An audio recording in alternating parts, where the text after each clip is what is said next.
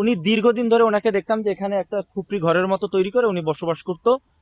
তো প্রায় সময় এখানে উদ্যান নিয়ে অনেক বিতর্ক আছে, যেমন অনেকে আসে নেশা পানি করতে, অনেকে আসে ফ্যামিলি বাচ্চা নিয়ে ঘুরতে বা একটু সময় কাটানোর জন্য।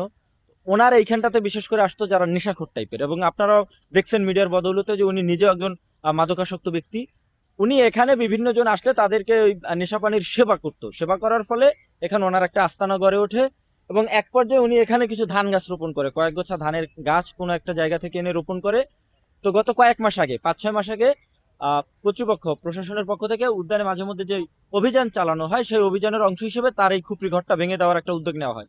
তখন সে কান্নাকাটি করে ম্যাজিস্ট্রেট যিনি ছিলেন তার কাছে অনেক অনুনয় বিনয় করে বলার পরে তিনি তাকে একটা অনুমতি দেয়, এবং সে এখানে একটা লাইন ব্যবহার করে, একটা নাম, সেটা হচ্ছে বেগম খালেদা জিয়ার নাম, আমাদের মরহুমা সাবেক প্রধানমন্ত্রী।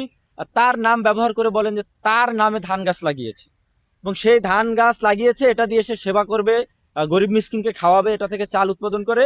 তো এই ইস্যুটা টানার পরে ম্যাজিস্ট্রেট তাকে একটু দয়া দেখিয়েছে, দয়া দেখিয়ে তাকে এখানে থাকতে দিয়েছে।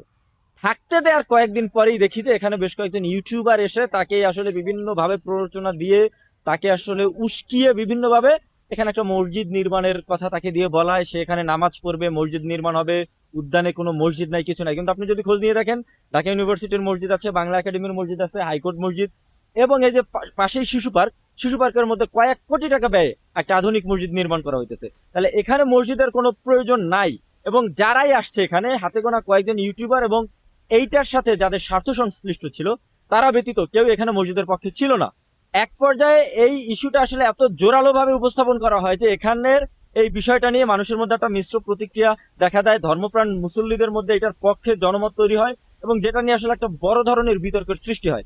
এই বিতর্ক থেকে এড়ানোর জন্য গতকালকে পিডাব্লিউআই যেটা একটা সংস্থা আছে, তারা এসে এই ভাইরাল তথাকথিত রাজীব শাহ, আদতে ওনার নাম রাজীব শাহ কিনা আমরা জানি না, এবং তার তথাকথিত যে সে মসজিদ এবং সে যে একটা নামাজের জায়গা তৈরি করছিল সেটা ভেঙে দিছে। এবং এটা ভেঙে দেওয়ার ফলে আমি ব্যক্তিগতভাবে মনে করি যে এরকম একটা সেন্সিটিভ জায়গায় এবং এরকম একটা ধর্মীয় ইস্যু টেনে এনে এটা নিয়ে বিতর্ক তৈরি যারা করেছে তাদেরকে বিচারের মুখোমুখি করা হোক। কারণ তারা শুধুমাত্র যে রাজীব শাহকে দিয়ে এখানে মসজিদ নির্মাণের চেষ্টা করছে শুধু তাই না, তারা আগামীকালকে যে দেখা গেছে অন্য কোনো ধর্মের সাথে, মুসলমান ধর্মের বা যে কোনো ধর্মের মধ্যে একটা ধর্মীয় ইস্যু টেনে তারা একটা দাঙ্গা বাঁধাতে পারে। এবং এই বিষয়টা আমি মনে করি যে কর্তৃপক্ষের জোরালোভাবে এই বিষয়টা খতিয়ে দেখা উচিত। সবার আগে একটা ইস্যুকে টানা হয়েছে যে উদ্যানে নামাজের কোনো স্থান নাই। আপনি জানেন যে উদ্যান একটা পার্ক, একটা উন্মুক্ত জায়গা, সরকারি প্রপার্টি, এখানে মানুষ ঘুরতে আসে, সময় কাটাতে আসে পরিবার পরিজন নিয়ে। আমার মনে হয় না যে ব্যক্তি নিয়মিত নামাজ আদায় করে সে নামাজের সময় উদ্যানে বসে থাকবে এবং তার নামাজের ওয়াক্ত ছুটে যাবে এই জন্য দৌড় দিয়ে এসে তাকে এখানে নামাজ পড়তে হবে।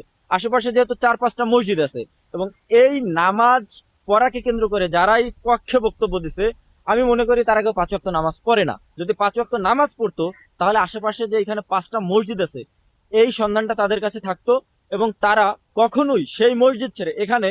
এবং আপনি জানেন যে উদ্যানে মাদকের আড্ডা বসে অনেক সময়, এবং সেটা নিয়ে অনেক বিতর্ক রয়েছে। এখানে অনেক সময় পুলিশের অভিযান হয়, প্রশাসন আসে, ধরপাকড় করে।